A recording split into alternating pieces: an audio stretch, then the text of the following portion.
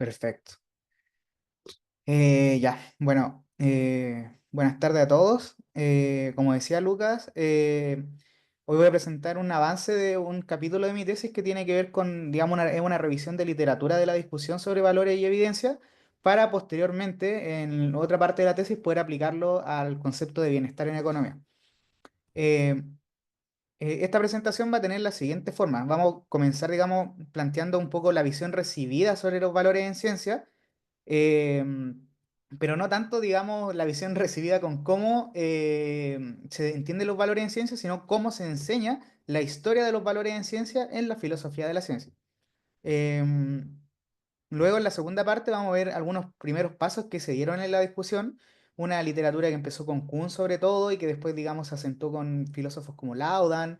Y luego, con la maduración de la discusión, que es la tercera parte, cuando ya entran los valores no epistémicos, empiezan a jugar un rol más importante en la discusión con filósofos como Longino, Heather Douglas, etcétera.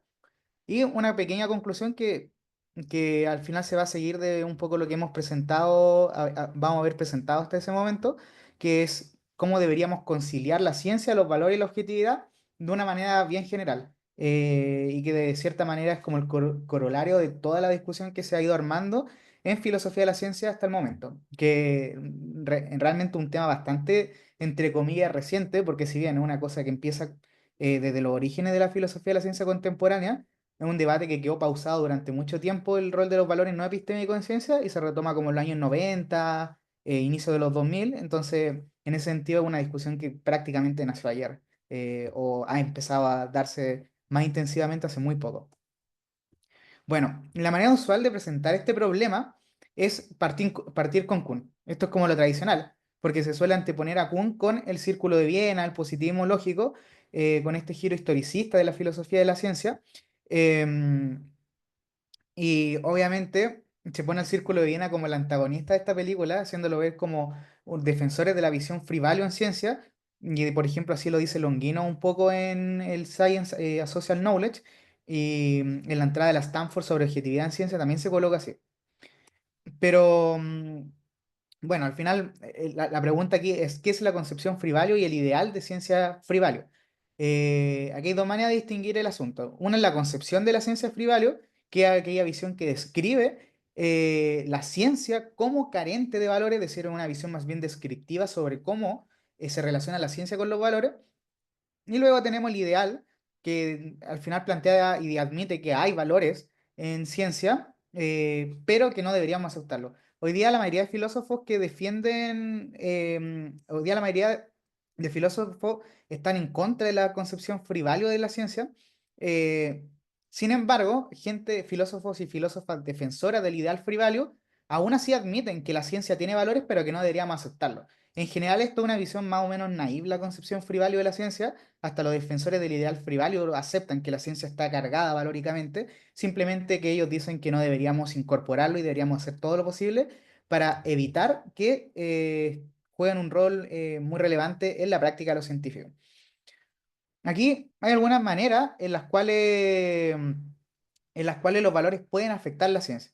Primero, administrando ciencia, que aquí tiene que ver con el tratamiento de los datos, cómo se desarrolla el clima entre los propios investigadores, el respeto a los participantes de la investigación. Y esto obviamente luego afecta a el hacer ciencia, que tiene que ver con cómo diseñamos los estudios, creamos los modelos, elegimos las categorías para clasificar la evidencia y trazamos conclusión a partir de la evidencia. Y luego tenemos los valores dirigiendo ciencia, que tiene que ver con los financiamientos y la priorización de proyectos de investigación. Y esto es algo que, como vamos a ver, desde el origen de la filosofía de la ciencia contemporánea, esto es decir, desde el Círculo de Viena, se admite que efectivamente, de hecho, Hempel en su famoso texto sobre filosofía de la ciencia natural dice de que de alguna manera no es razonable o no es plausible creer que la ciencia parte libre completamente de cualquier valorización, porque ya en el momento en que decidimos priorizar cierta evidencia por sobre otra, priorizar cierta investigación por sobre otra, ya hay un juicio valorativo sobre qué problema o qué evidencia es más importante para cierto problema en la ciencia.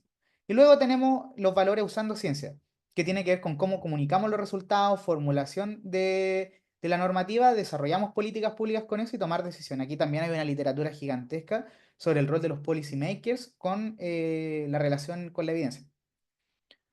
Y aquí hay otra clasificación bien importante que se ha dado en la discusión, que tiene que ver con cierta distinción entre dos tipos de valores. Tenemos eh, dos betas bien importantes de valores, que se hacen, digamos, en referencia a si nos ayudan con la obtención de conocimiento o no.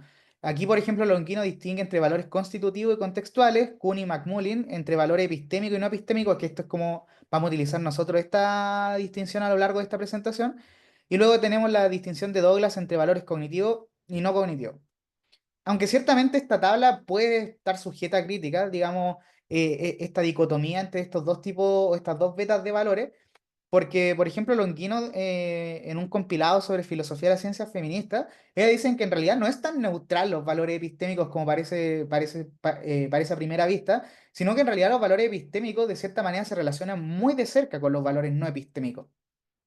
Y por ejemplo, Bentley, en un paper bien reciente, propone en una línea bien newratiana, tomándose de la discusión entre enunciados protocolares que hubo dentro del círculo bien entre Newrat y Carnap, para, digamos, concluir que en realidad esta distinción entre valores epistémicos y no epistémicos no es tan útil como parece y en realidad induce más a confusiones que otra cosa y deberíamos adoptar más bien una distinción de tipo pragmatista como la que hace Newrat.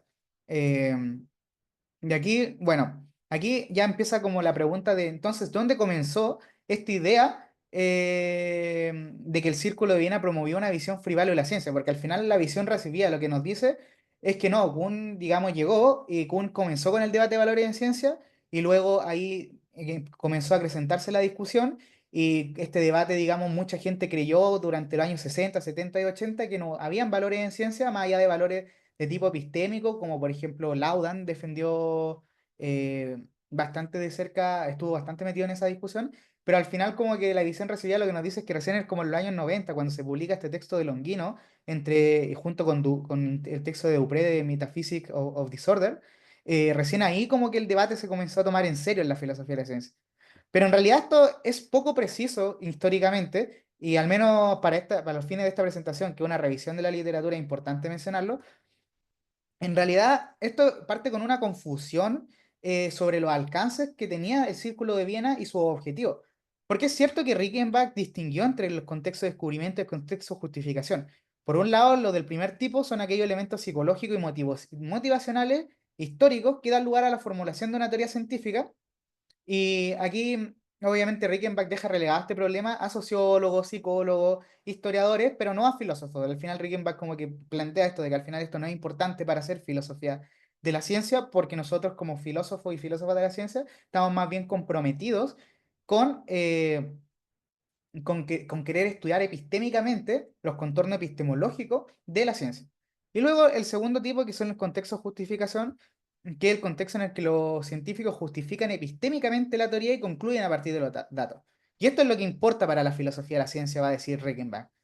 Pero esta es solo una ala que había dentro del Círculo de Viena. De hecho, Rickenbach eh, fue bastante poco bien mirada esta distinción que él hizo. Fue muy criticado por Newrat y por otros filósofos del Círculo de Viena, porque esto era más bien un ala de derecha, como se le suele llamar en la literatura, eh, sobre los valores en ciencia. Pero en realidad la visión predominante en el Círculo de Viena, como vamos a ver ahora, en realidad tenían un proyecto claramente político. O sea, uno ve el manifiesto científico del mundo y hay una idea de nueva ilustración que busca llevar a cabo el Círculo de Viena con la ciencia, porque al final la ciencia es, digamos, es aquella empresa que va a permitir la emancipación humana de las distintas cadenas de opresión que pueden existir en las sociedades. Esa es la visión newratiana y que Carnap, de hecho, acepta bastante, de manera bastante feroz.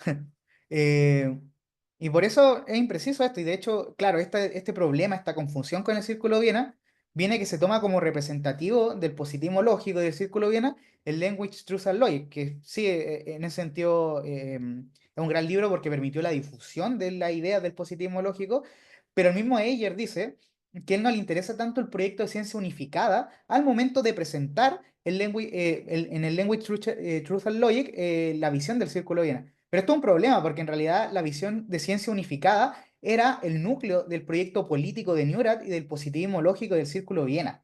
Entonces, claro, si dejamos fuera la visión de ciencia unificada, claramente vamos a tener, digamos, a tener un positivismo lógico descafeinado, por decirlo de alguna manera. Y el problema es de que muchos filósofos en el mundo anglosajón, sobre todo, y filósofos de la ciencia y filósofas de la ciencia, se educaron con el Language, Truth and Logic, viendo al positivismo lógico como representado a través de este libro. Y eso es problemático, por lo que ya mencionaba. Em, y bueno, como ya mencioné, Newras tenía un proyecto bien político sobre la ciencia, y a diferencia de lo que se cree, la visión o slash ideal free value de la ciencia es relativamente reciente. Si no, no fue hasta los años 60 que esto agarró fuerza en filosofía de la ciencia, y fue por el clima político de la Guerra Fría. De hecho, Carnap estuvo en el ojo de la CIA, y así con mucha gente que se dedicaba a la filosofía de la ciencia en esa época. Entonces esto fue provocando que se fuera dejando de lado la discusión sobre los valores en ciencia por la persecución política que había en la época. Y esto es de hecho algo que ya varios filósofos han señalado, y filósofas, por ejemplo Douglas y Howard, eh, señalan esto, que en realidad fue bien progresivo cómo los valores se fueron dejando de lado en el centro de las preocupaciones de la filosofía de la ciencia.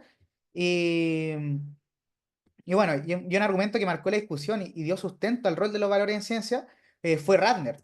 Richard Radner propone que al final el científico, en cuanto científico, hace juicios de valor, porque toda hipótesis, obviamente como no tenemos toda la evidencia del mundo disponible y no tenemos el ojo de Dios para saber toda la evidencia que vamos a tener, aceptamos hipótesis con incertidumbre.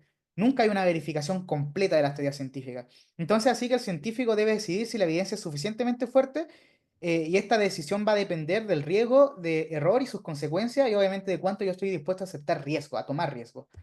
Eh, de hecho, Hempel en su texto de Filosofía de la Ciencia Natural parece aceptar este argumento de Radner. De hecho, dice algo muy parecido en su texto de Filosofía de la Ciencia Natural.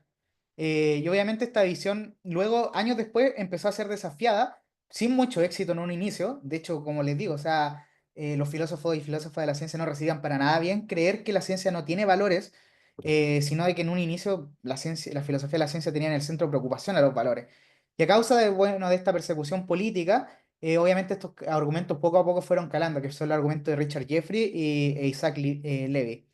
Jeffrey le objetaba a Radner que aceptar una hipótesis no implica hacer juicio de valor.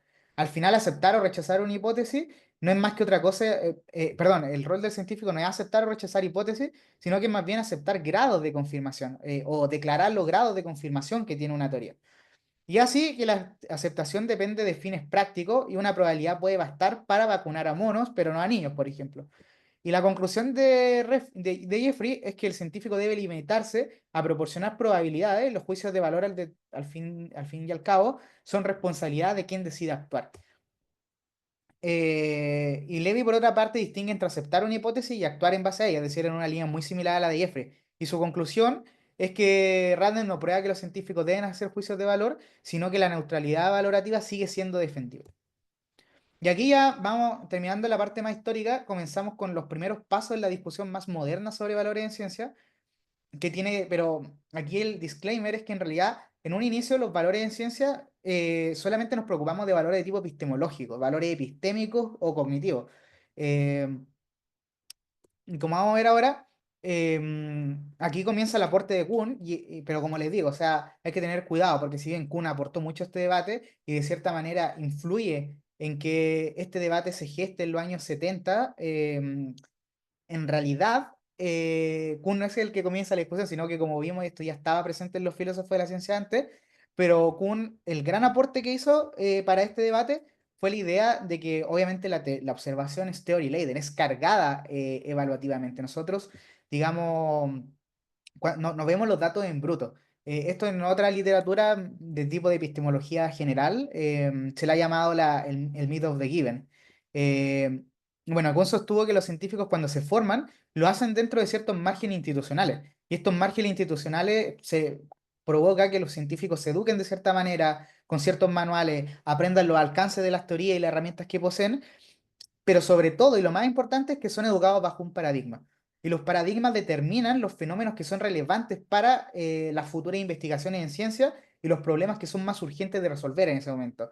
Y esto obviamente tiene como consecuencia que los científicos no observan hechos brutos, sino que lo hacen de manera teóricamente cargada.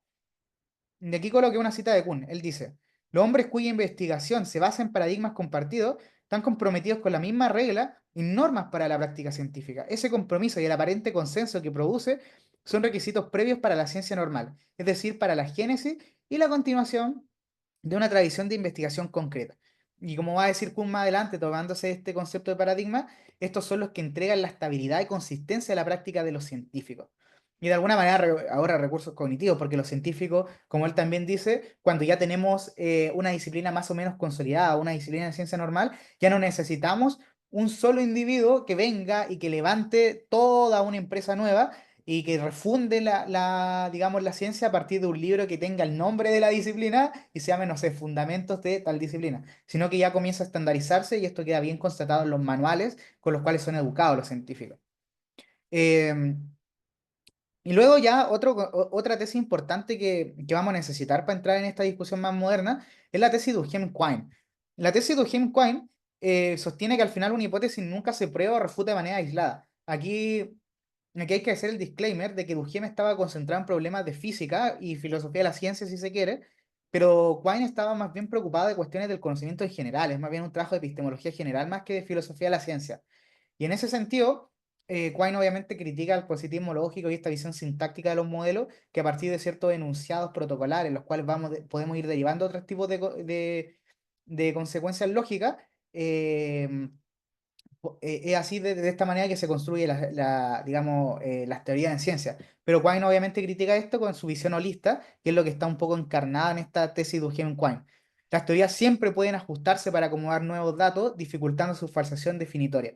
Y esto es lo que Quine en Dos dogmas del empirismo plantea como el bloque del conocimiento, que de cierta manera, si una hipótesis o una proposición se prueba falsa, yo no la descarto y desecho todo el bloque, sino que eh, voy ajustando, digamos, las distintas proposiciones del bloque con tal de preservar aquellas que se encuentran en el núcleo del bloque del conocimiento, porque después de todo sería muy costoso desechar todo el bloque del conocimiento por una proposición que se prueba falsa.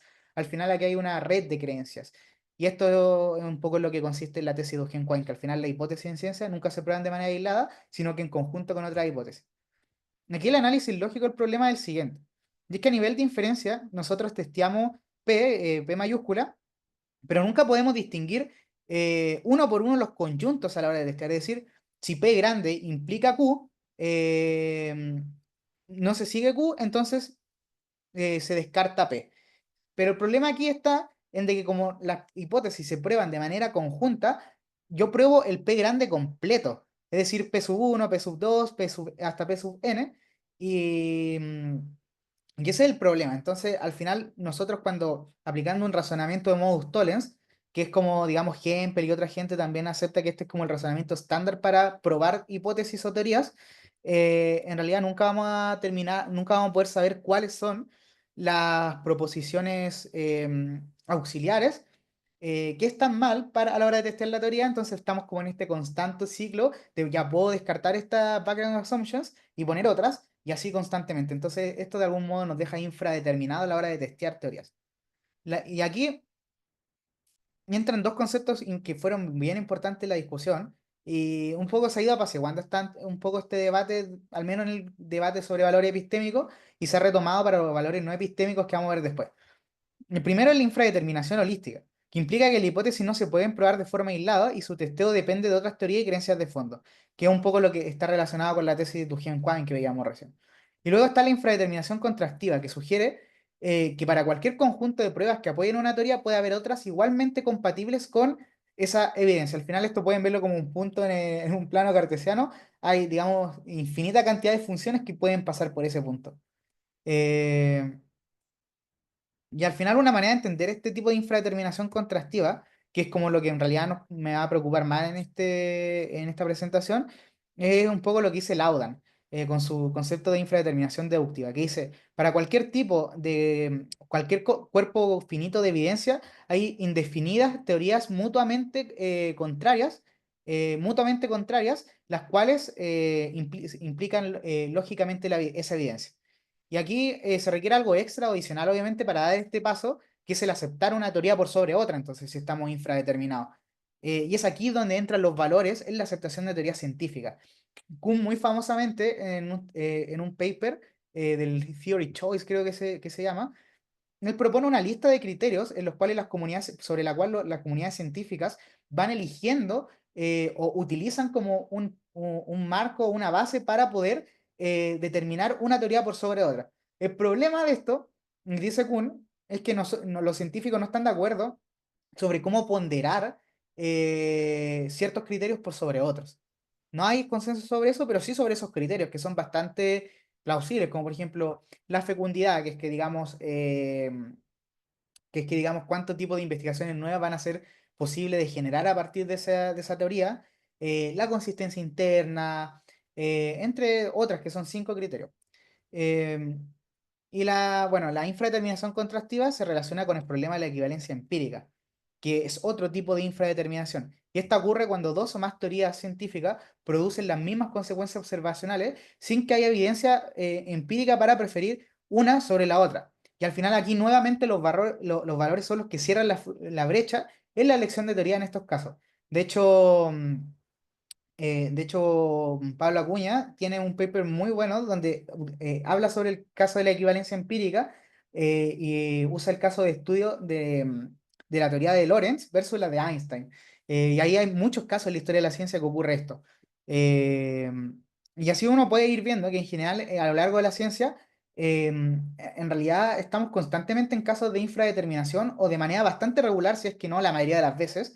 Y es en esos casos donde debemos, digamos, cerrar esta elección de teorías a partir de valores. Obviamente esto, como vamos a ver, no es arbitrario, porque mucha gente, sobre todo en el proyecto fuerte de Sociología de la Ciencia, ha tomado estos casos, de hecho Lauder les discute, gente como, digamos, Bruno Latour, David Bloor, intentan tomar esto para criticar la ciencia como una empresa epistémica, pero en realidad esto no es para nada arbitrario. De hecho, Longino justamente va a intentar proponer ciertos criterios que nos muestran que estos aspectos sociales de la ciencia, estos aspectos valorativos, son los que dotan a la ciencia de tanta potencia epistémica. Eh, Algunas soluciones, bueno, que se dieron al problema de la infradeterminación y la equivalencia empírica, eh, viene sobre todo de Laudan. Laudan plantea que la equivalencia empírica es contextual y puede reducirse eh, gracias al progreso tecnológico y progreso científico. Porque de alguna manera, en la medida que la ciencia va progresando, vamos a ir obteniendo, digamos, nuevas herramientas para poder dirimir entre dos teorías científicas que se encuentran en un caso de equivalencia empírica. Pero al final esto es como un poco un salto de fe y es plausible, si uno ve la historia de la ciencia, sí, pero esto está lejos de ser general y es un poco lo que discute Acuña con Dix en ese paper que les mencionaba, de que al final, si bien es un buen argumento el de Laudan y Leplin, está lejos de ser algo generalizable a todos los casos de la ciencia. Y al final, igual también acá cabe aclarar que Laudan también discute y dice que al final, en muchas ocasiones se exageran los alcances de los casos de infradeterminación en ciencia. Y él ahí un poco le está criticando al proyecto fuerte en sociología de la ciencia. Eh, bueno, pasando con lo siguiente, claro, aquí entonces entra la pregunta, bueno, y al final, ¿cómo le discutimos a gente que intenta tomarse estos casos para demeritar el logro epistémico de la ciencia? Bueno, y esto un poco es lo que han estado abocados la mayoría de filósofas y filósofos de la ciencia, eh, desde, digamos, los años 80, años 90. Y aquí, por ejemplo, una de las soluciones que se da a esto es la de Longino, en Science and Social Knowledge, que ella propone varios criterios para garantizar que la crítica de la comunidad científica contribuye a la objetividad científica y que al final la objetividad de la ciencia viene más bien por factores sociales más que por factores individuales.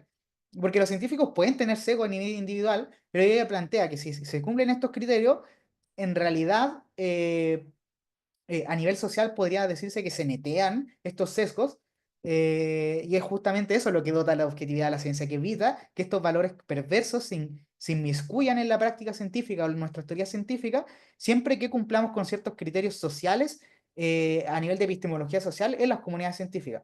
Entre estos criterios está la vulnerabilidad a la crítica pública, la diversidad de perspectivas, normas que promuevan un intercambio abierto y racional, y el reconocimiento y seriedad de las críticas. Y al final reconocer el papel de los valores en ciencia no quita la necesidad de argumentos sólidos, solamente redefine qué consideramos un buen argumento, como dice Heather Douglas en ese libro. La práctica científica, y aquí entra un poco nuevamente la importancia de los valores, se rige por normas y valores basados en los que caracteriza una explicación satisfactoria. Entonces, claro, una opción es querer quitar los valores de la ciencia con tal de preservar esta objetividad un poco naif o, o el punto desde ningún lugar, de point from nowhere. Pero el problema es de que son necesarios los valores en muchos casos, porque estos valores, los valores epistémicos principalmente, recuerden que de momento estamos solamente concentrándonos en valores epistémicos en esta parte de la presentación, definen lo que es una buena explicación, explicación satisfactoria. Y estos filósofos como Hempel, por ejemplo, lo remarcan mucho. Dicen que una investigación que no tuviera este tipo de valores no podría darse en ningún lugar del mundo. Porque si nosotros no tenemos ciertos criterios para determinar una explicación satisfactoria, estamos un poco atados de mano y entonces no podemos hacer ciencia. Y al final, bueno, estos criterios orientan a los científicos y garantizan el progreso científico, además de la objetividad, como menciona Longino. Y aunque estos criterios obviamente no dictan decisiones específicas, porque bueno, no hay un algoritmo ahora para poder determinar una teoría por sobre otra, aunque se intentó durante cierto tiempo en filosofía de la ciencia, permiten orientar la discusión y de cierta manera enmarcarlo en límites que hacen fructífera la conversación, la discusión y el diálogo en ciencia. Y eso obviamente garantiza el progreso científico, la fecundidad y la eficiencia de la investigación. Y lo anterior obviamente garantiza también nuevamente el progreso científico, además de su objetividad. Y cunianamente podríamos decir que permite a los científicos enfocarse en la resolución de puzzles en vez de la discusión de minuciosidades metodológicas. Los valores ahorran recursos cognitivos. Y aquí ya entramos en la última sección de la discusión, que tiene que ver con cómo maduró esta discusión y cómo entran los valores no epistémicos en filosofía de la ciencia y se empiezan a discutir más seriamente. Aquí hay un pequeño esquema que armé que tiene que ver con argumentos que se han dado para incorporar los valores no epistémicos. Porque recuerden, todos están de acuerdo en que hay valores no epistémicos en ciencia, todos, incluso los defensores, los free value philosophers.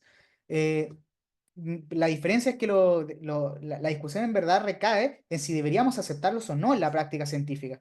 Sobre los valores epistémicos ya más o menos hay un consenso de que sí, ya tienen que aceptarse.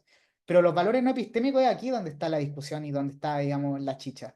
Eh, por un lado tenemos los argumentos de tipo de la brecha que se le llaman, que apelan un poco a los valores de infradeterminación, al argumento de infradeterminación que ya vimos, pero para el caso de argumentos donde hay valores no epistémicos.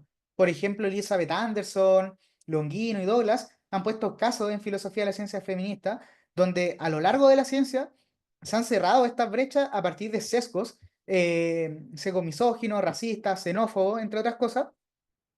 Y aquí la pregunta está en, bueno, entonces, ¿deberíamos admitirlo? Bueno, ellas se toman de esos casos para decir que sí, porque si nosotros aceptamos los valores no epistémicos en ciencia, nosotros podemos refinar esos valores no epistémicos para evitar que se cierren las brechas de esa manera. Eso es un poco lo que plantean ellas.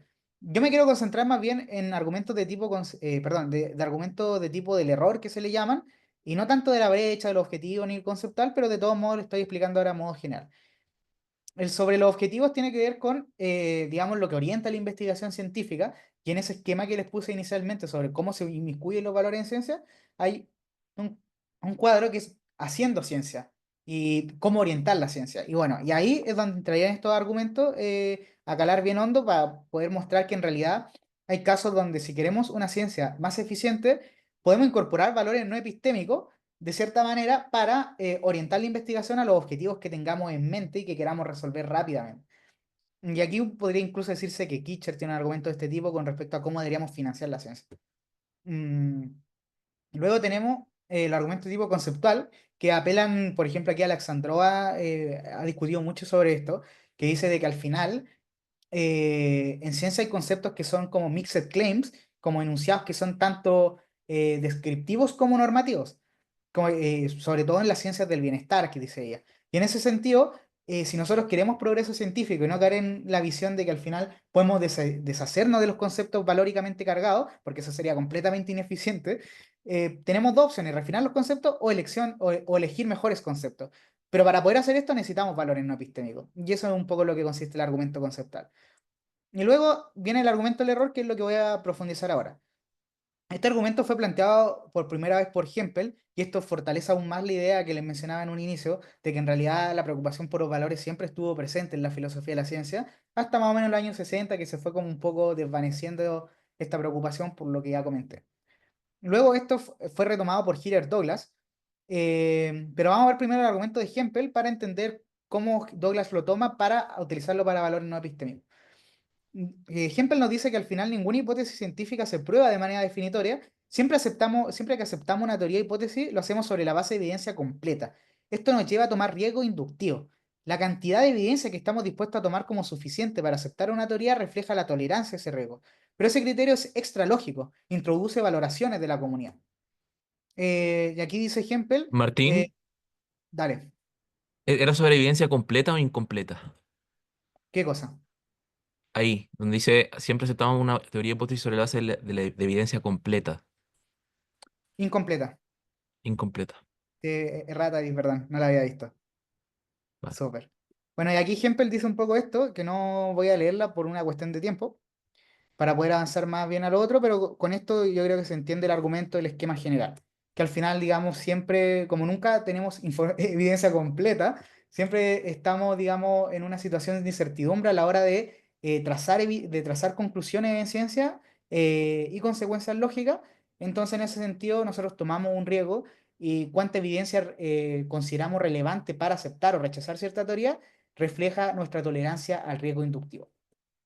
Bueno, aquí Douglas amplía la noción de riesgo inductivo y va más allá de la aceptación de hipótesis.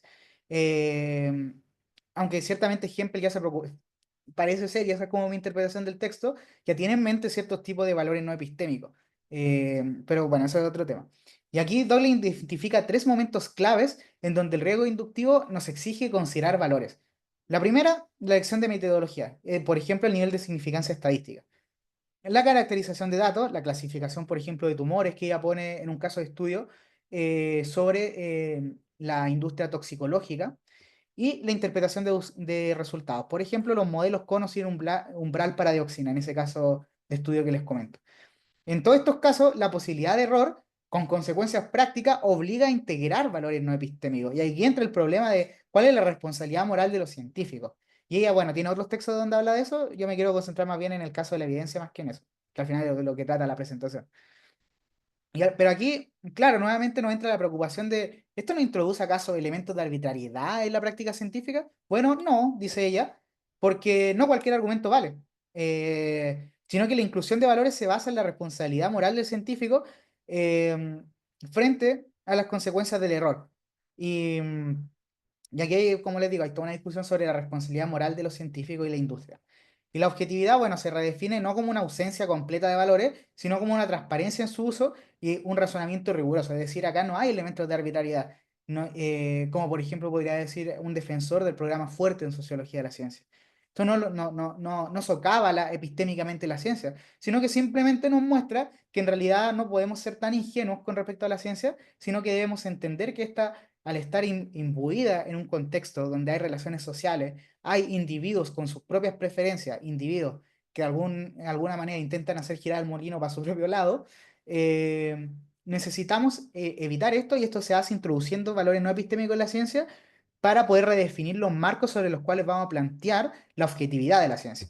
En resumen, donde hay riesgo inductivo con consecuencias no epistémicas, la buena ciencia requiere considerar valores.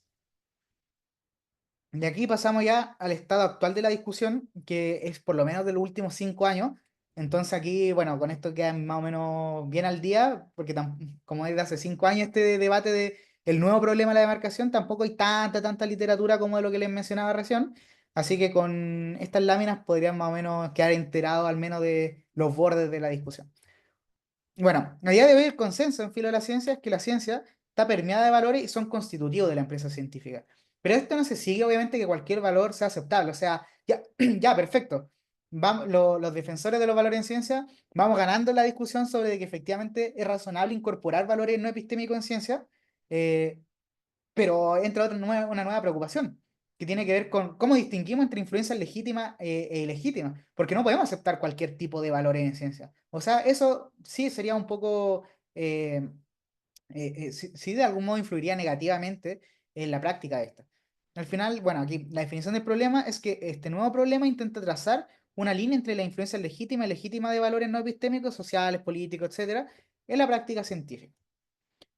Aquí hay distintas propuestas. Yo los clasifiqué en dos grandes grupos. Las propuestas de lista abierta, que es una etiqueta que le puse yo, y las propuestas de lista cerrada.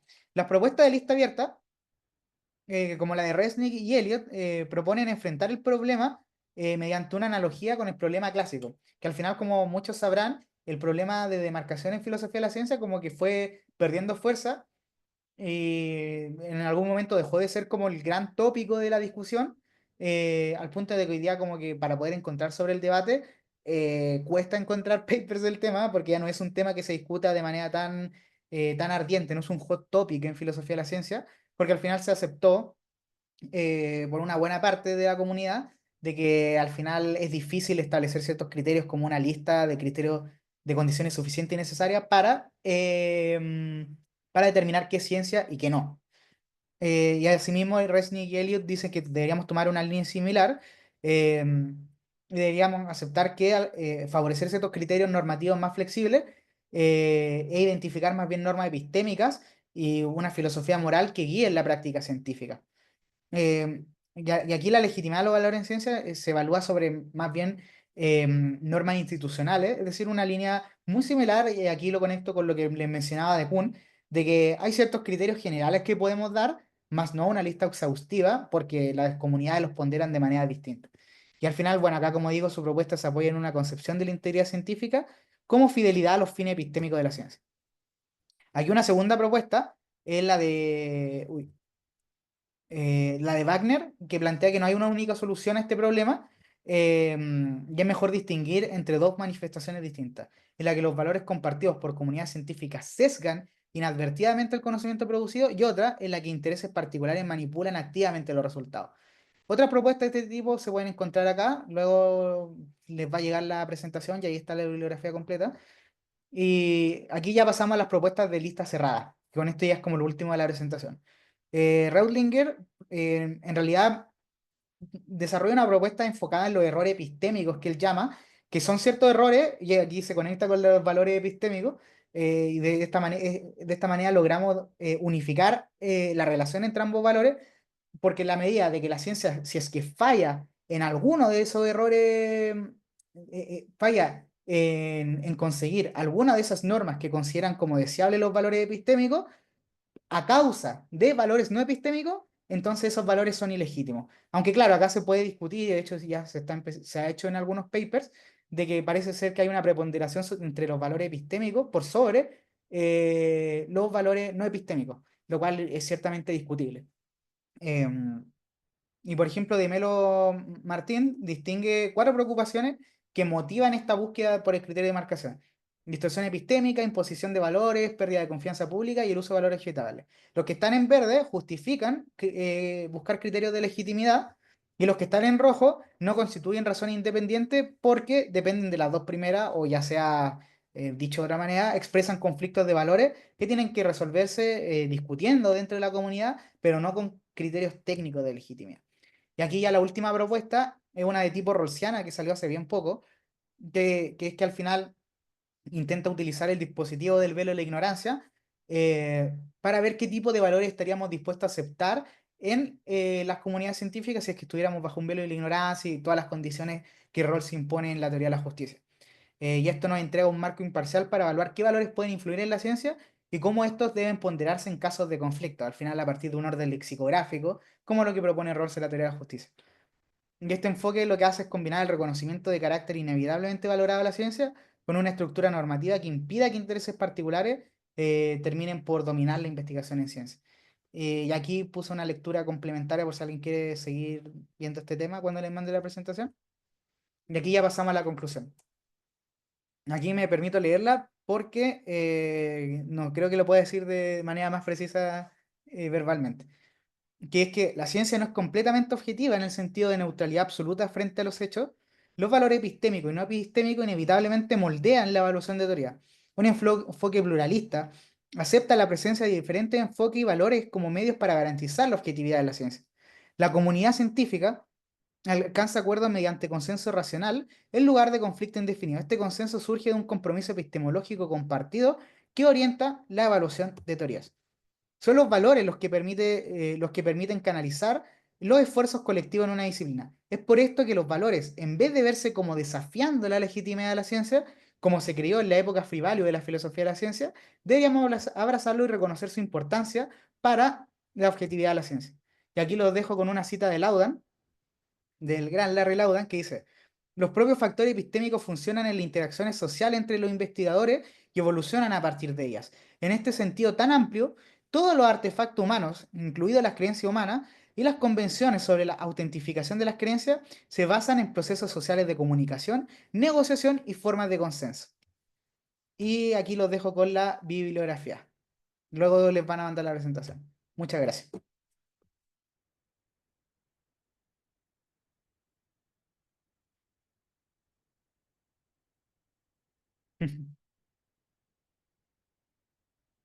Ahí el Lucas, si quiere moderar. Buenísimo, Martín. Muchas gracias por la presentación. Estuvo muy buena y concisa. Metiste harta información en poco espacio. Y abramos la discusión. Yo tengo 11 comentarios para hacer, algunos muy breves, otros no tanto. Eh, el primero es que dentro de las distinciones entre como que se han usado, las que pusiste más o menos al principio, Laudan en un paper que discute con Longino, distingue entre valores epistémicos y cognitivos, porque en su afán, en su otro proyecto, ¿cierto? Que es como defender una postura antirrealista, para él los valores epistémicos tienen que ver con la verdad o algo que pueda relacionarse con la verdad, y los cognitivos, en cambio, no tienen que ver con eso, pero también son de más o menos ese ámbito como el poder explicativo, etcétera.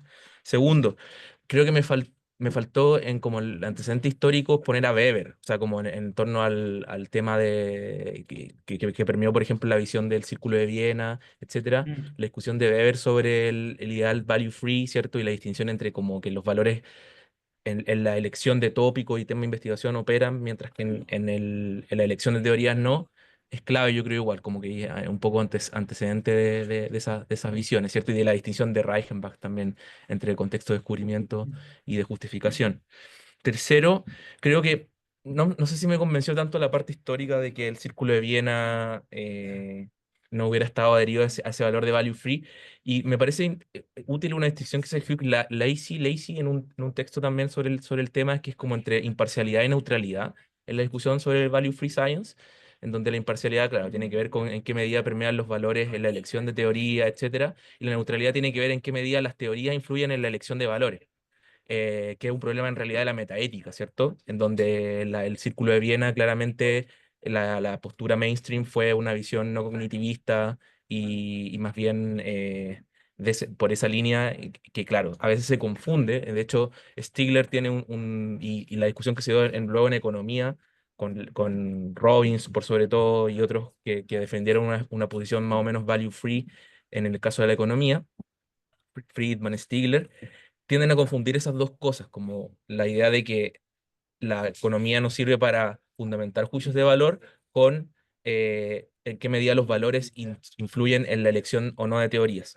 Entonces, yo creo que esa distinción es importante y en ese aspecto claramente el Círculo de Viena estaba a favor de la neutralidad de la ciencia, o sea, en el sentido de que los enunciados, los juicios fácticos descriptivos de la ciencia no servían para decidir juicios de valor.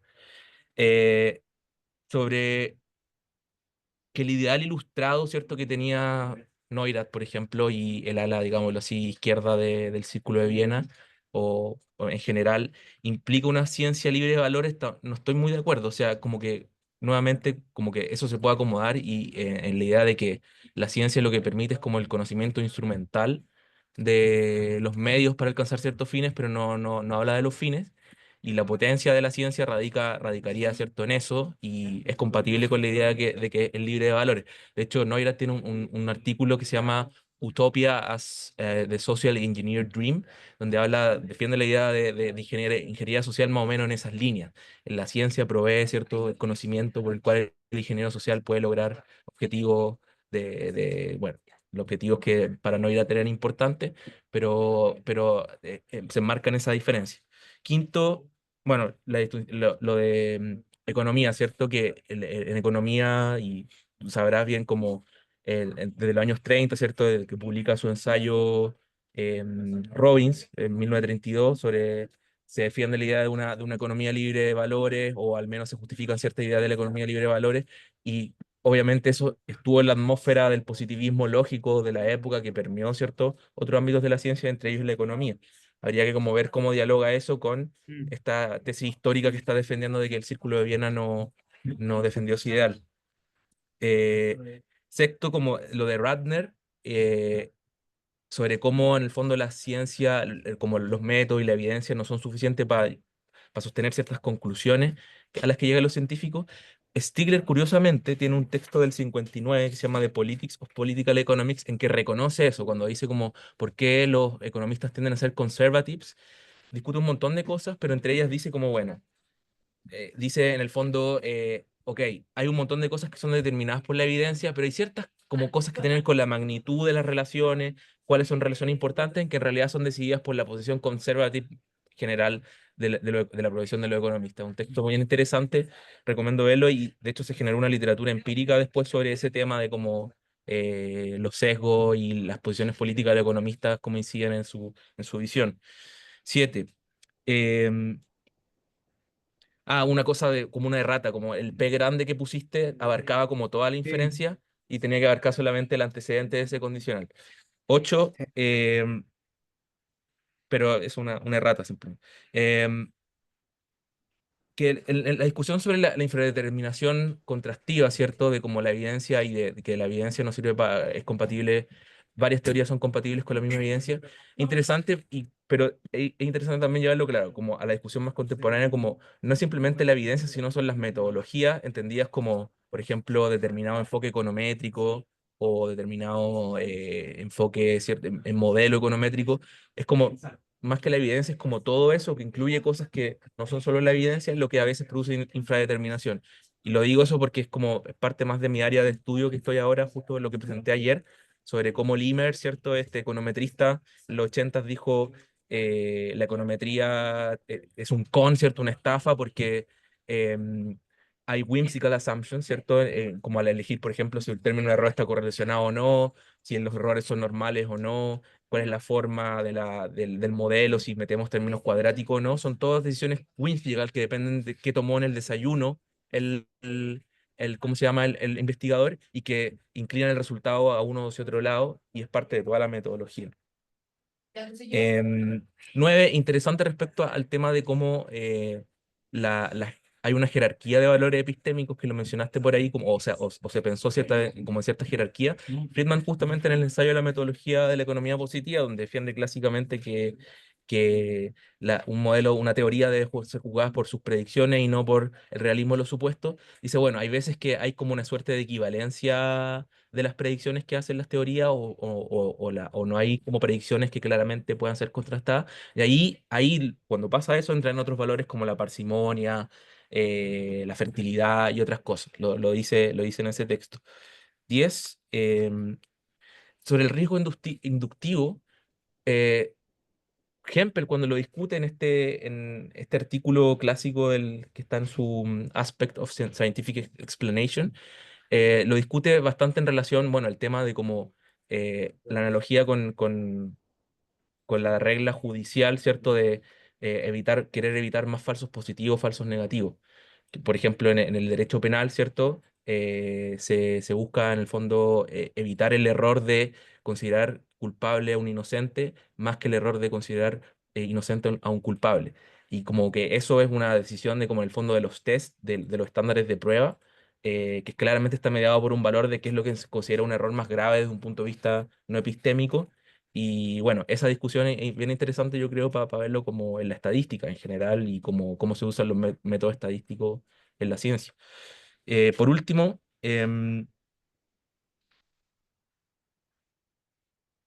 no es eso nomás. Mm. Ya. Em, a ver, son varios puntos. Pero el primero, yo creo como el que mencionaste sobre el Círculo de Viena, yo creo.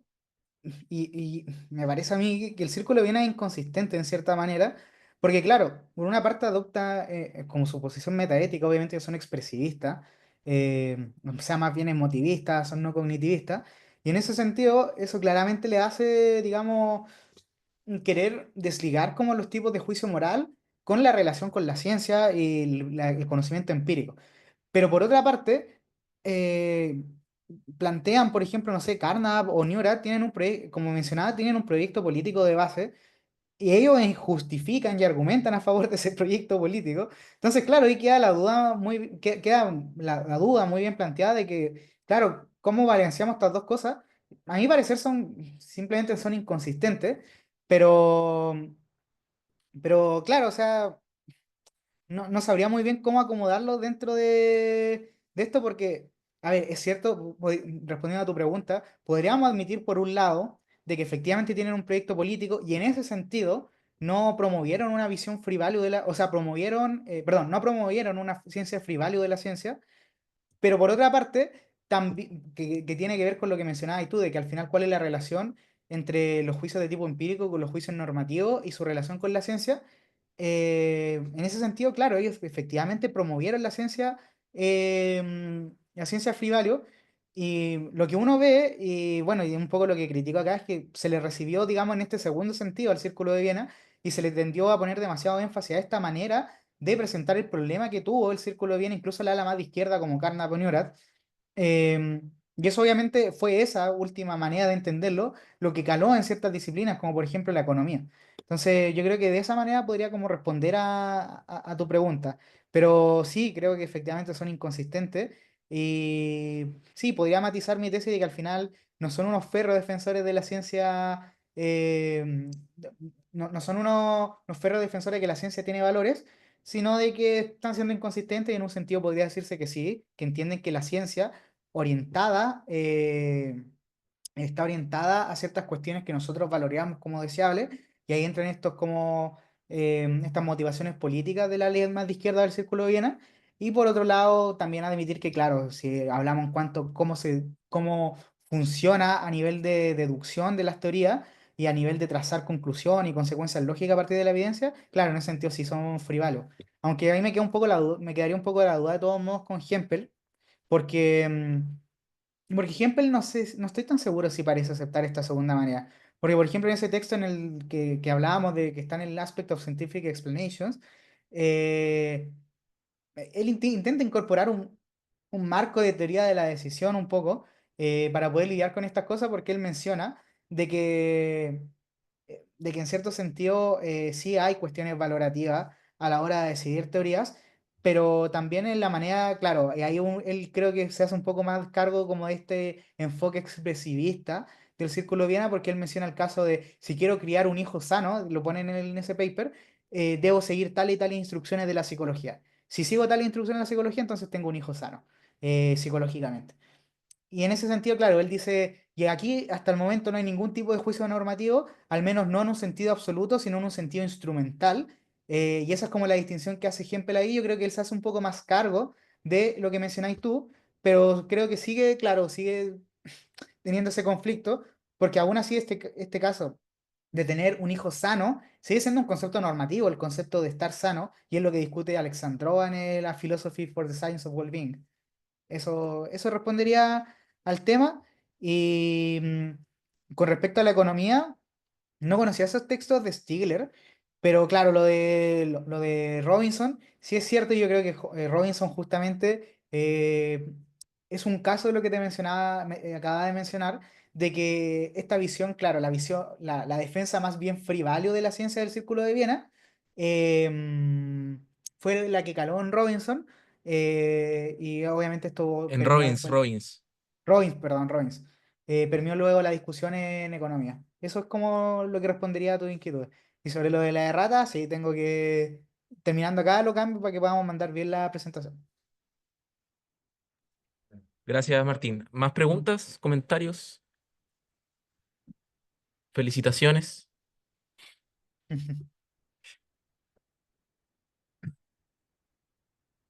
¿Nadie está enojado con lo que dijo Martín? ¿Aló? ¿Se escucha? Bien. Sí, Franco, adelante. Buenas, ¿me veo, no? Sí. Buenas. Hola Martín, gracias por Hola, la hola. presentación, estuvo muy enciclopédica, buena. Gracias. Está interesante bueno, lo mencionaste a la pasada, ¿no? Pero de hecho me gustaría preguntarte por eso, si puedes decir un poquito más acerca de la propuesta, entre comillas, como rolsiana de cómo lidiar con los valores en la ciencia, porque, bueno, al menos yo tengo la impresión de que em, eh,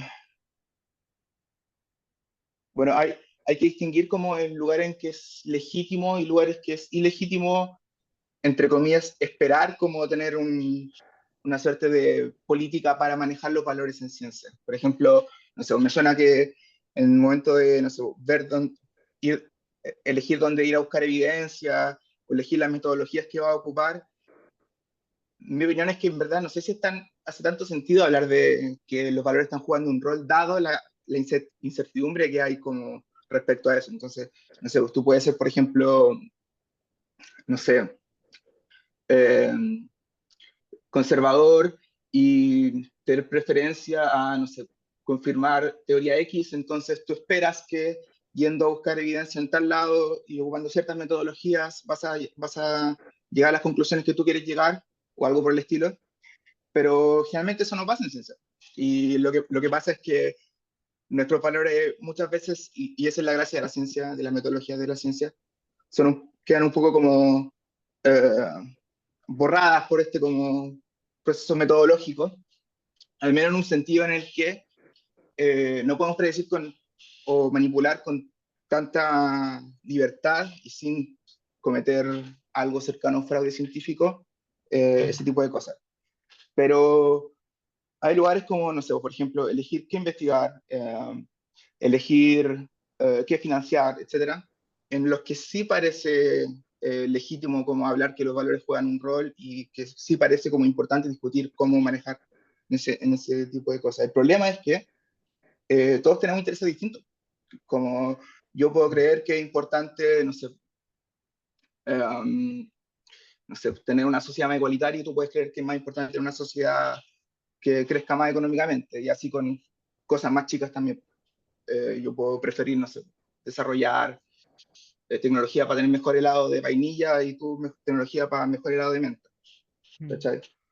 Me suena que la propuesta rolsiana puede ser una buena solución a ese problema, pero me gustaría escuchar un poquito más acerca de eso. Vale. Em, ya, mira, lo primero, yo creo que la solución a lo que mencionáis tú, en parte de cómo deberíamos entender, cómo deberíamos un poco limitar estos tipos de valores que entran en juego, principalmente en la selección de problemas, es algo que Kuhn, yo creo que ahí está la solución. Porque claro, los científicos son educados bajo un marco común, con los mismos manuales, o sea, no sé, por ejemplo, en el caso de economía, todo el mundo estudia con el Mankiw, con el Variant, por dar unos ejemplos. Y en ese sentido en la medida que son educados bajo un marco común, es decir, y son imbuidos en un paradigma, este paradigma de algún modo eh, setea y configura lo que los científicos de una cierta comunidad van a considerar como relevante. Entonces, claro, aquí un poco conectándolo con lo que decís tú, la gracia de la metodología que se encuentra en la ciencia y las instituciones de esta es de que no permite a la gente salirse tanto de los marcos sin que cometan un fraude científico o un caso de fracaso epistémico, por decirlo de otra manera. Y en ese sentido, eh, claro, justamente la institución de la ciencia acá juega un rol importante porque también permite que la gente no seleccione el problema que simplemente se les dé la gana y se les ocurra en el momento, porque obviamente el paradigma bajo el cual están educados y bajo el cual las instituciones de la ciencia obligan que estén bajo ese paradigma, hace de que no puedan seleccionar cualquier problema, sino que intenten buscar soluciones o resolver puzzles para aquellos problemas que el paradigma considera como relevantes. Entonces, eso sería como la primera respuesta a tu pregunta. Y además, Longino igual establece un par de criterios como a nivel social, como dentro de la comunidad científica. Algo creo que se me cayó, ¿no? No, no, Ah, ya, se ve. ya, perfecto. Establece como ciertos criterios que los mencioné acá en la presentación, que claro, hace también que se eliminen como estos elementos de arbitrariedad, porque a nivel individual es cierto, como también decís tú, yo puedo elegir el problema que se me dé la gana, y nadie, y ¿cómo se llama? Y tú otro, y en ese sentido estamos como en un completo caos en la empresa científica, pero eso no es lo que pasa, porque al final, claro, lo que mencionaba el paradigma, y en la medida que se cumplen la mayoría de criterios que menciona Longino, como estos sesgos individuales que ocurren a nivel individual, se terminan neteando cuando, digamos, la empresa científica funciona como un engranaje entre distintos individuos con distintos intereses. Eh, Eso. Y sobre la propuesta rawlsiana, pucha, el paper lo repasé ayer justamente para la presentación y no menciona tanto la selección de problemas, no da como una respuesta al caso de la a los valores de la selección de problemas, sino que es más bien un intento de intentar lidiar o intentar acomodar los valores dentro de la comunidad científica, no en la selección de problemas, sino en cómo trazamos consecuencias lógicas con la evidencia, cómo funciona el trato entre científicos y, y bueno, y sería eso. A mí lo que se me ocurre que cómo esto podría ayudar a dar una respuesta al caso de la selección de problemas es conectándolo indirectamente con lo de Longino. Porque al final acá lo que nos dice la propuesta rawlsiana es de que bajo un velo de la ignorancia en la ciencia decidiríamos ciertas maneras bajo las cuales tratar con los demás científicos, trazar evidencia y cómo, digamos, cómo deberían establecerse valores al interior de la ciencia. Y en ese sentido, a mí me parecería razonable argumentar que los criterios que establece Longino para que una comunidad científica sea satisfactoria y se neteen los sesgos individuales a nivel agregado, serían justamente criterios que elegiríamos bajo el velo de la ignorancia. Si lo conectamos con la propuesta rawlsiana. Eso, se me ocurriría así, y bueno, si alguien quiere hacer un Mm. paper de eso, Sí, no, te puedo como contrapreguntar sí, que, dale. em, que sí, está bien, como la respuesta que me diste como entre comillas, la primera respuesta, está súper bien como no sé, claro, como una cuenta descriptiva de qué es lo que pasa. Pero claro, para mí no es tan obvio de que sea como efectivamente lo deseable que sea, no sé, por la comunidad científica internamente en cada disciplina la que decida, bueno, qué es importante y qué no. Y, pero claro, está bueno el último que dijiste en el sentido de que, um, ¿cómo era? Que bajo el velo de la ignorancia elegiríamos estos Claro, criterios se netean, claro, ya, claro, se netean la... Sí, yo creo que igual hay como, puede surgir, yo creo que en la práctica pasa, pero no sé si es la forma en que nosotros pensaríamos como es la más deseable, en el sentido que igual, claro, esto puede ser un problema en general como de de agregación de preferencias, Mm. um, pero claro, sí, me da la impresión de que, me da la impresión de que el problema finalmente termina reduciéndose a un problema de agregación de preferencias. Claro, de hecho, yo tengo la intuición de que va por la misma línea. Y un poco estoy intentando escribir sobre eso, porque, por ejemplo, Petit, con... Ay, siempre se me olvida el nombre de su autor, pero tienen un paper justamente sobre cómo funciona la agregación de preferencias en grupos. Petit y List. Y en el fondo, ellos plantean de que un grupo, y esto aplicaba a las comunidades científicas, con tal de mantener la consistencia a nivel de las proposiciones que se siguen, la una de la otra, un criterio, digamos, de agregación de preferencias simple no es satisfactorio porque eso nos llevaría a contradicciones. Entonces, en ese sentido, los grupos, de alguna manera, las preferencias de grupo o los juicios sobre grupo, más bien que sobre lo que ellos trabajan, con tal de mantener la consistencia, no siguen necesariamente una regla de agregación simple.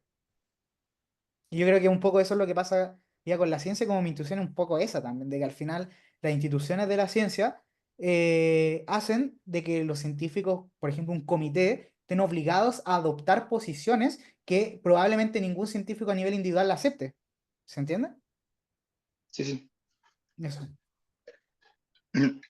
¿Alguien más tiene algún comentario, pregunta, duda? Acá, Adelante, Nicolás. hola, perdonen que no ponga la cámara, pero no estoy presentable en este momento. Pero en primer lugar, agradecer a Martín y a Lucas por la presentación. Estuvo muy interesante, muy instructiva con respecto a las discusiones de Free Values. Y claro, tengo una pregunta, pero no sé qué tan correcta está hecha, ¿no? Porque no son temas que suelo yo manejar. pero me generó una duda con respecto a lo que sería la interpretación en las investigaciones, ¿no? Como me pregunto si es que podría llegar a llevar una discusión sobre los valores en ciencia, el hecho de que distintos científicos sobre la misma evidencia tengan distintas interpretaciones. Como, no sé, a mí me da la impresión de que quizás, sobre todo con lo que había comentado Lucas con respecto a la investigación, con respecto a cómo se determinan las correlaciones, cuando algo es significativo, cuando no lo es, que también son valores hasta cierto punto, que también han sido discutidos sobre si es que son arbitrarios, si no son arbitrarios, cómo los justificamos. Mm. Entonces, esa es mi pregunta ahora, Martín. ¿Cómo podría afectar a la discusión sobre la evidencia los valores en ciencia? No, o sea, claro, de hecho aquí en el marco que, como en este diagrama, ahí está como lo de interpretando ciencia y si no está, no, creo que no está, pero debería estar. Pero en general, claro, la discusión se acepta que interpretar los resultados científicos uno en cierta manera impone cierta carga valórica y un poco la idea de Kuhn, de que al final es theory laden la observación, pero nuevamente lo mismo, o sea, por ejemplo, Kuhn un poco evita como este tipo de relativismo, quizás como de un todo vale, apelando a de que, claro, es teoría y ley de la observación, pero los científicos que están educados bajo un paradigma ven, si es que no es lo mismo, ven algo muy similar en el fenómeno que están observando. Porque lo conectan directamente, obviamente, con los problemas que consideran relevantes dado el paradigma de ese momento. Y conectándolo con Longino, claro, también sería lo mismo, porque uno podría, de cierta manera, imponer una interpretación súper tirada de las mechas de la evidencia, pero a nivel como social se netearía si es que se cumplen las condiciones que menciona Longino. Y es un poco en general lo que pasa, porque al final las comunidades suelen adoptar ciertos marcos más o menos generales, no algoritmos claramente, para aceptar como razonable una interpretación o no. Eh, entonces, eso sería la respuesta a tu pregunta. Trazando conclusiones, tal vez es lo equivalente a interpretación ahí en ese. Claro, también, sí. Sí, sí, podría Gracias. ser. Así que eso. ¿Alguien más tiene comentarios? Yo tengo, si no hay nadie más que tenga, también como el último comentario de Nicolás me llevó a pensar en el tema de, bueno, cómo se vincula esta discusión sobre la ciencia libre de valores con la discusión acerca de la metafísica de la ciencia, en el fondo, qué tan neutral o agnóstico es una pieza de investigación científica respecto a la metafísica, digamos, y que un tema que me ha interesado por el hecho de que en la discusión entre, por ejemplo, austriacos y neoclásicos, ¿cierto? Que en realidad no existe la economía neoclásica, al menos el presente, eh, han querido decir como, bueno, por ejemplo, los modelos de equilibrio general o el uso de modelos de equilibrio en general implican una visión de la sociedad como un mecanismo, ¿cierto? Donde no hay libertad, etcétera. Y después cuando uno ve, ¿cierto? Por ejemplo, quienes han usado modelos de equilibrio general, ve una variedad en el fondo de interpretaciones del mismo formalismo, del mismo aparato analítico, que no son, son muy distintas entre sí. O sea, lo usó un tipo como Lange, que lo usaba para fundamentar la idea de un socialismo de mercado, y un tipo como Robert Lucas en las antípodas ideológicas, que lo usaba en el fondo para hacer macroeconomía nuevas clásicas, cuya principal conclusión es que las intervenciones estatales, ¿cierto?, no son muy eficaces. Entonces, nada, como un comentario, ¿no? ¿Qué opináis de eso, Martín? Sobre el vínculo entre esas dos cosas, entre la discusión sobre el libre de valores y la metafísica, digámoslo así, del asunto.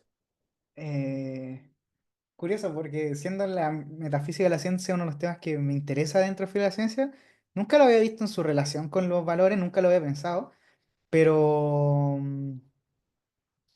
pero, uy, ni siquiera sé cómo conectarlo, porque entiendo, claro, los austríacos critican eso, de que de cierta manera los modelos imponen una metafísica del mundo, los modelos de equilibrio general.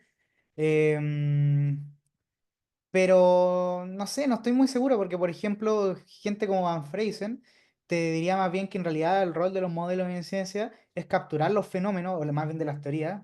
Obviamente no está haciendo una sinonimia entre teoría y modelo, no creo eso, pero, pero claro, o sea, sería raro y por eso no sé, no me convence la crítica al austriaco, porque es como ya, perfecto, estamos imponiendo una metafísica al mundo con ciertos tipos de modelos, puede ser, pero la ciencia, y aunque uno sea realista o antirrealista, impone una metafísica del mundo en la medida que las teorías científicas se comprometen con algo. A no ser que me digan que las teorías científicas no están comprometidas con la existencia de nada, ni siquiera siendo antirrealista, porque siendo uno antirrealista igual puede creer que comprometerse con cosas, solo que no existirían independientemente de nosotros. Pero no sé, no me convencería la crítica del No, austríaco. sí, claro, o sea, en el fondo sí, todo, sí, teoría, etcétera, tiene ciertos compromisos metafísicos, pero el punto que quería hacer es como, pero no con, pero deja muchas cosas al agnosticismo o deja ciertos elementos, ¿cierto?, del formalismo como eh, compatible, ¿cierto?, con distintas interpretaciones acerca de qué diablos hay en el mundo, o cómo funciona el mundo, o cómo es. En ese sentido, lo veía, el vínculo que yo estaba tratando de hacer es que, bueno, los austríacos critican ese uso finalmente por una cuestión valórica, o sea, como diciendo, esto supone una visión como que no entiende que el ser humano es libre, que toma acciones, ¿cierto?, que son bla, bla, bla, y por lo tanto esta interpretación del equilibrio general la rechazan por argumentos un poco epistémicos, pero también medianamente valóricos. Y la respuesta que podrían dar como algunos defensores, ¿cierto?, del uso de estos modelos, es decir, bueno, en realidad esto no implica lo que estáis diciendo. Entonces, no sé, yo creo que hay un vínculo ahí, y sobre todo, eh, sí, Mm. Eh, sí, o sea, puede ser, pero un poco con lo que hablamos con la infradeterminación, si uno acepta una teoría más o menos fuerte de, ni siquiera eso, una teoría de la infradeterminación contrastiva, que es bastante razonable, es como, mira, tenemos la evidencia económica del mundo y tenemos muchos modelos que podrían hacer perfectamente compatible esos fenómenos del mundo, y en la medida que la ciencia intenta salvar los fenómenos observables, eh, de alguna manera es normal que también haya muchos modelos que logren explicar lo mismo y solamente por una cuestión contingente puede ser y también por razones epistémicas, simplicidad y otro tipo de razones y valores epistémicos que vimos a lo largo de la discusión, puede ser que se haya preferido los modelos de equilibrio general por sobre otros tipos de modelos, porque también tampoco es cierto como que los modelos de equilibrio general hayan surgido de la noche a la mañana, o sea, es una construcción progresiva que se fue dando de partida, no sé, cómo se fue construyendo la historia de la utilidad, por ejemplo, que sobre esto, bueno, ahí viste la presentación de la otra vez que di como sobre la historia del concepto de utilidad en economía. Y ahí un poco, claro, o sea, tenemos dos opciones. Una, aceptar que los economistas han estado cavando en un hoyo profundo durante mucho tiempo, siendo que en la comunidad de la economía se cumple la mayoría de criterios que menciona Longino, o aceptar de que es el mejor modelo que hemos encontrado para hacer encajar la evidencia y hacerlo caber dentro de nuestro gran bloque del conocimiento. Parece poco plausible la primera, o sea, creer que a pesar de que la ciencia esté abierta a crítica, se puedan constantemente, digamos, discutir entre economistas, hayan estado equivocados durante todo este tiempo y un grupo de iluminados venga y diga cosas del tipo, ah, no, miren, es que ustedes están completamente equivocados y nadie más lo vio, solo nosotros. Me parecería poco plausible la primera, más bien me parece razonable la segunda, que simplemente es un buen modelo que hemos encontrado para hacer encajar la evidencia y que además es consistente con las demás cosas que sabemos sobre el mundo. Eso. I agree, I agree. ¿Alguien más? Pancho, Hola, hola. hola. Hola, hola. Yo estaba curioso por esta cuestión de, si cachai algo más sobre esta cuestión de la persecución política en Estados Unidos a los filósofos de la ciencia Ah, sí. y cómo eso motivase un cambio en la discusión.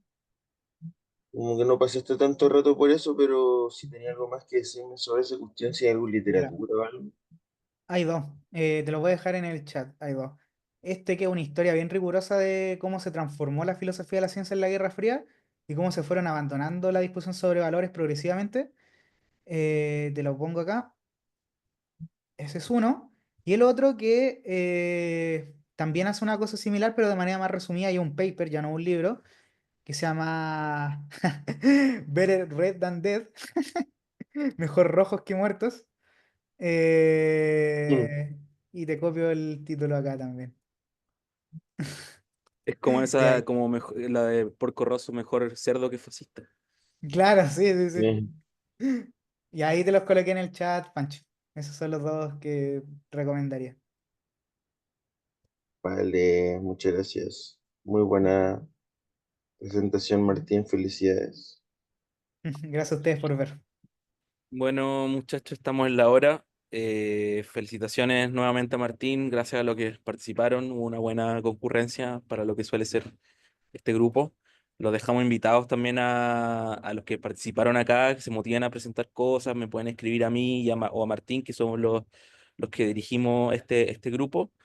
Y eso, o sea, Martín va a mandarme, yo creo, la presentación en algún momento. El video lo vamos a subir para que puedan acceder a esto posteriormente. Y agradecer, Martín, agradecer Matías, Nicolás, Pancho y los que estuvieron antes esta sesión. Eso, un abrazo, muchos cariños. Y Martín puede decir Gracias. algo de cierre. Eh, Nada, muchas gracias y pucha, yo al menos los invito a explorar esta discusión que hay mucho por decir todavía sobre los valores en ciencia. Así que eso. Ya, pues, Adiós. Adiós, estén Chao, muchas bien. gracias a chao. ambos. Chao, Matías. Chao, Fran, Pancho, Chao. Nicolás, Martín. Chiquillos, Adiós. cuídense.